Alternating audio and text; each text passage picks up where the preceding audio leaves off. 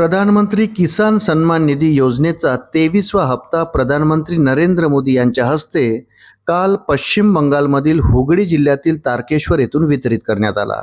राज्यातील 90.85 लाख शेतकरी कुटुंबाच्या खात्यात सुमारे 1,817 कोटी रक्कम जमा करण्यात आली असल्याची माहिती कृषी मंत्री दत्तात्रय भरणे यांनी दिली आहे।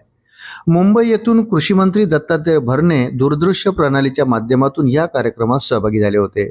केंद्र शासनाने शेतकऱ्यांना निश्चित उत्पन्नाचा आधार देण्यासाठी फेब्रुवारी 2019 पासून प्रधानमंत्री किसान सन्मान निधी योजना सुरू केली आहे। या योजनेअंतर्गत पात्र शेतकरी कुटुंबांना दरवर्षी 6,000 इतकी आर्थिक मदत 3 समान हप्त्यामध्ये थेट त्यांच्या आधार संलग्न बँक खात्यात जमा केली जाते।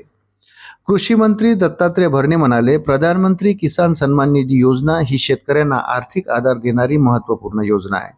महाराष्ट्रातील 90 लाखाहून अधिक पात्र शेतकरी कुटुंबाच्या खात्यात 23व्या हप्त्याचा लाभ थेट जमा करण्यात आला असून यामुळे खरीप हंगामाच्या तोंडावर शेतकऱ्यांना मोठा दिलासा मिळाला आहे।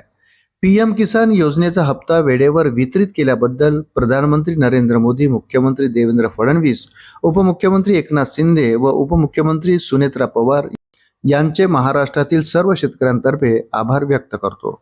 महाराष्ट्रातील पात्र शेतकरी कुटुंबांना आतापर्यंत 22 हप्त्याद्वारे सुमारे 41,083 कोटीचा लाभ वितरित करण्यात आला।